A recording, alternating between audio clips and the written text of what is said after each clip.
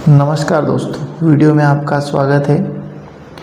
साथियों, आज के समय में कोई भी व्यापार चालू करने से पहले हमें एक चीज़ ज़रूर जान लेनी चाहिए कि मार्केट में आजकल इतना कंपटीशन हो चुका है कि कोई भी बिज़नेस करना अब आसान नहीं रहा।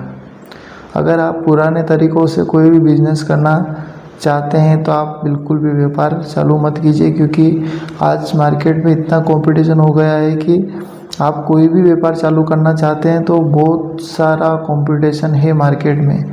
आप खाद बीज दवाई का बिजनेस करना चाहते हैं तो इसके अंदर अब इतना कंपटीशन हो चुका है कि हर गांव गली मोहल्लों में ये दुकानें खुल चुकी है।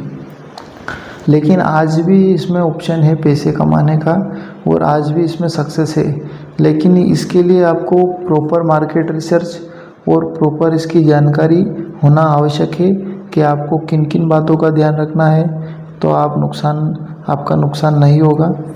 तो आइए जानते हैं वीडियो के अंदर कि वो कौन कौन सी 4 बातें हैं जो हमें ध्यान रखनी है, जिससे हमारा बिजनेस अच्छा चले और हम अपना लॉस होने से बचा लें।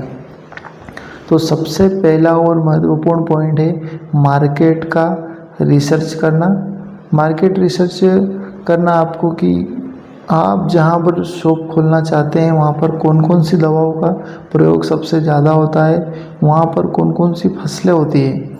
तो ये सबसे महत्वपूर्ण पॉइंट है कि आप अपनी शॉप के अंदर वही मटेरियल लेकर आइए जिसकी उस क्षेत्र में मांग है, उस क्षेत्र में उस प्रोडक्ट वो फसलें और उस फसलों में ये चीज़ें जाती है, तो आप वही चीज़ें अपनी दुकान में ला कर रखिए, वरना आपका लाखों रुपए का नुकसान हो सकता है।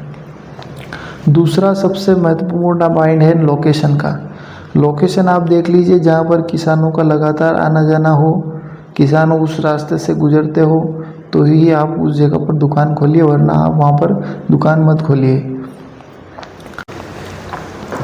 तो तीसरा सबसे इम्पोर्टेंट पॉइंट है, जब आप अपने दुकान में माल भरने वाले हो, तब जब आप किसी कंपनी या डीलर डिस्ट्रीब्यूटर से माल ले रहे हैं तो सबसे पहले हमें एक चीज़ का ध्यान रखना है कि एक्सपायरी डेट आपको चेक करनी है कि वो दवा एक्सपायर कब होने वाली है, नियर एक्सपायर तो नहीं है। यानी मान लीजिए आपने वो प्रोडक्ट अपनी दुकान में ला कर रख लिया और वो 2 महीने बाद एक्सपायर होने वाला है, तो आपको बड़ा नुकसान हो सकता है, क्योंकि आपकी नई शॉप है और प्रोडक्ट बिका नहीं, तो आपको ये भी एक बहुत बड़ा नुकसान हो सकता है। दवाएं एक्चुअल में महंगी आती है, तो आपको एक्सपायरी चेक करनी है कि ये दवाई, आप नए नए बिजनेस में उतर रहे हैं तो कोई भी डीलर डिस्ट्रीब्यूटर आपको माल वैसे तो नहीं फंसाते, लेकिन आपको इस चीज़ का ध्यान ज़रूर रखना है कि आपको कोई गलत माल नहीं फंसा दे। और दवा में आपको एक चीज़ का ध्यान ये भी रखना है कि आपको सिलेक्टेड चीज़ें ला कर रखनी है,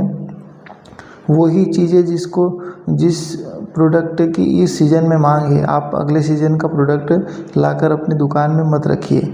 आपको ये रिसर्च करना है कि आने वाली फसल में कौन से प्रोडक्ट की आवश्यकता लग रही है, आप वही आपकी दुकान में प्रोडक्ट ला कर रखिए। आप अगर ज़्यादा चीज़ें लेकर आ जाएंगे तो फिर आपको नुकसान हो जाएगा। एक तो आप मान लीजिए एक्सपायर लेकर आ गए और दूसरा एक्स्ट्रा लेके आ गए, तो फिर आपको इसका नुकसान भी उठाना पड़ेगा। तो चौथा सबसे इम्पोर्टेंट पॉइंट है उधारी से बचना।